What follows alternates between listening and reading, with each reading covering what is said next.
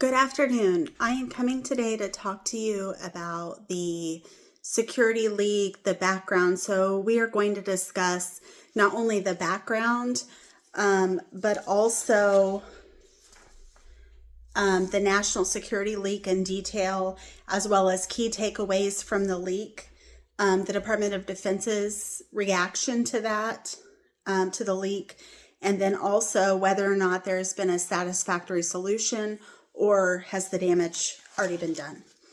So essentially, the U.S. has had the largest strikes in Yemen since President Trump took office. The U.S. officials have said that these attacks are not like a one-off, meaning it's only going to happen on one occasion, but the start of a series of relentless U.S. strikes against the Houthis that are expected to last for days or maybe even weeks. And so the Houthis report at least 13 people died in these strikes. And Trump said that the strikes were aimed at terrorist bases, terrorist leaders, and even missile defenses of the Houthis. Several other strikes took part in different parts of Yemen on Saturday. Trump had ordered the Pentagon to start preparing military plans on Friday. And then on Saturday, he gave the final order against the Houthis after his decision to redesignate them as terrorists, as a terrorist organization, several weeks after he had assumed office. After the Houthis had downed a military drone approximately 2 weeks ago, preparations for the strikes were made, and they were actually made more quickly. And in recent days, the main question was about the best operational timeline of the strikes. So there's indication that on Saturday, Trump had only informed like a small number of allies. Israel was among one of those. And Saturday's attack killed more than 50 people, including several of the Houthi leaders. It was mentioned, again, that multiple leaders were among them. Secretary of State Marco Rubio had informed the Russian Foreign Minister Sergei Lavrov that continued Houthi attacks on U.S. military and commercial shipping vessels in the Red Sea would not be tolerated. And Trump had also said that Houthi attacks have cost the U.S. and the world economy billions of dollars and also put innocent lives at risk. Further, Trump indicated that Houthi attacks on American vessels will not be tolerated. And he indicated that overwhelming lethal force will be used to accomplish our objective. And he said that this is part of a wider military campaign. Trump also promised that Houthi attack on American vessels, also promised that strikes and claimed that their time, told the Houthi terrorists that their time is up and that they need to stop immediately or else hell will rain down upon you like nothing you have seen before. That is a direct quote. So the Houthis condemned the strikes and they indicated that aggression would be met with aggression. And they also indicated that the escalation will be met with escalation. So I guess we will see kind of how that turns out. Trump also sent a message to Iran indicating that supporting Houthi terrorists must stop and that Iran should not threaten Americans, their president, or worldwide shipping lanes, which is essentially what the Houthis had been accused of trying to do, essentially kind of halting various shipping routes. Trump also stressed that we would hold them accountable and would not be nice about it. So again, another direct threat there. The Houthis began launching ballistic missiles then less than 2 weeks after the Hamas October 7th attack. So that kind of gives you a timeline from October 7th to about 2 weeks ago. There's been some issues. They were launching attacks against commercial ships in the Red Sea, immobilizing one of the most important commercial shipping lanes. So that affected not only the United States, but also some of our allies as well. And Biden had started mobilizing an international coalition against the Houthis in December 2023. And the U.S. and the U.K. conducted airstrikes against them a month later. So that was also from the previous administration. So then Trump is kind of continuing that. When the Gaza ceasefire agreement was approved on January 17th, the Houthis announced that they would halt attacks against Israel in the Red Sea as long as the ceasefire remained in place.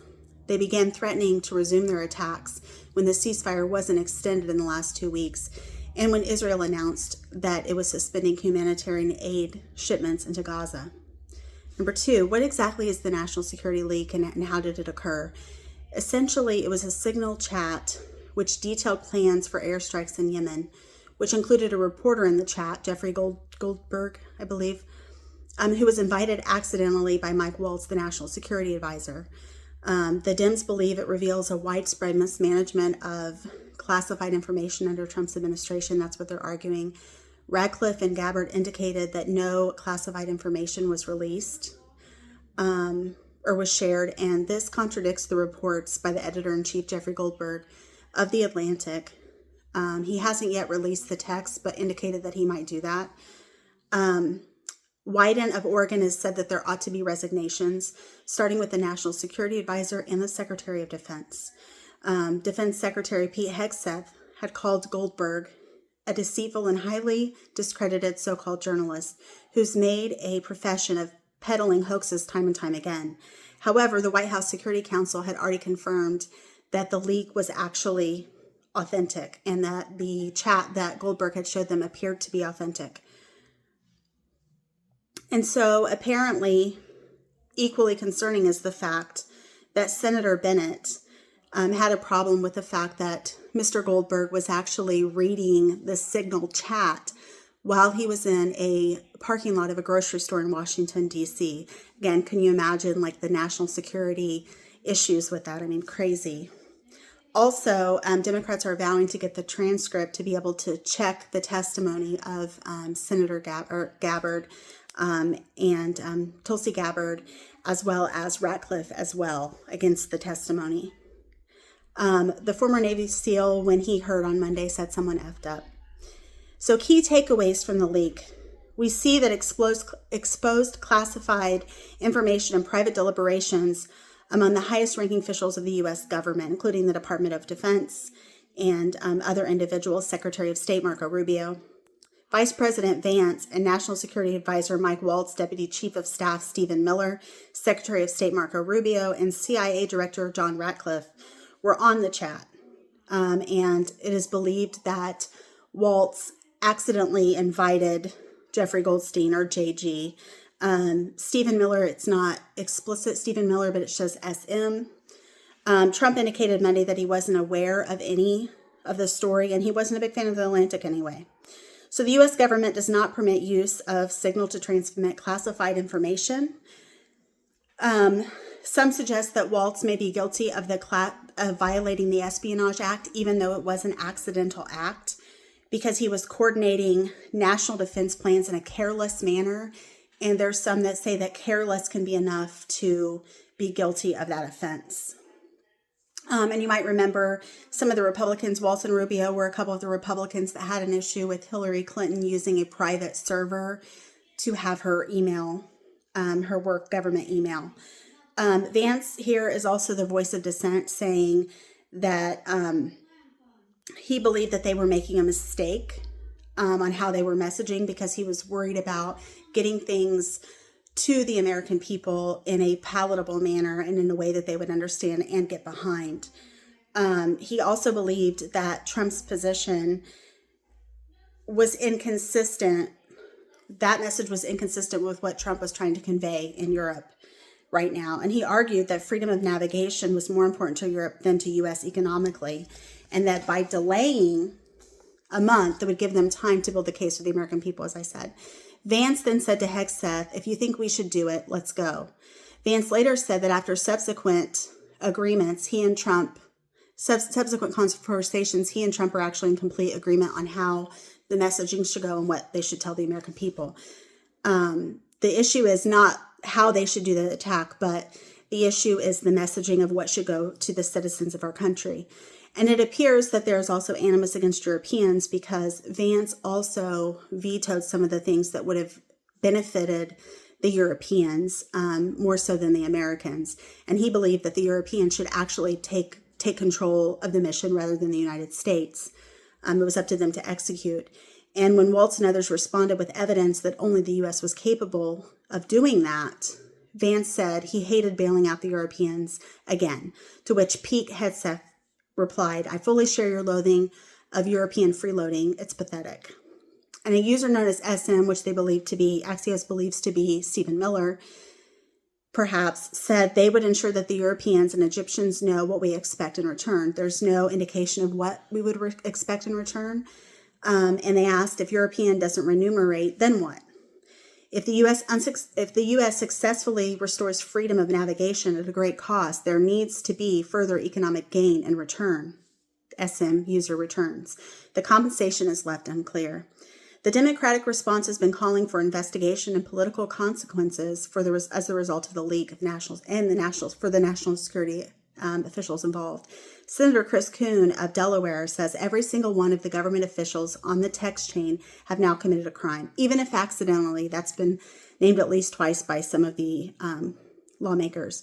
We can't trust anyone in this dangerous administration to keep us safe. Trump continues to stand behind Waltz, his national security advisor, with thoughts that he's not going to fire him.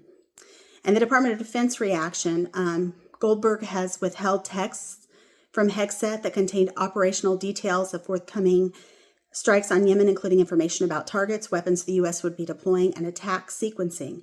He also denied that details of the operation were shared on an encrypted messaging app available only to the public. So essentially, Hegseth has denied basically everything that Goldberg has said. And Goldberg says he can say it wasn't a war plan, which is what Hegseth said, but it was a minute-by-minute accounting of what was to happen, organized by CENTCOM and shared with a bunch of civilian leaders. Hegseth's denial has set off an outcry of accountability by Democrats and national security experts. So is this a satisfactory resolution, or is there are a lot of damage done to this? So members of Congress are changing how they use Signal. Some see it as an essential tool for sensitive discussions. Some use it exclusively to communicate. Some have taken their photo down and just used initials. House Republicans say they have scaled back their identity for peace of mind. Again, no picture and things like that. Several lawmakers from California were targeted apparently 2 months ago by someone proclaiming they were Gavin Newsom, who was requesting a phone call. According to those that were involved with that, it didn't go very far. No one went all the way with that, so no one was compromised. Also, several lawmakers from both parties have stressed that members know better than to use unsecured apps like Signal to transmit classified or highly sensitive security information.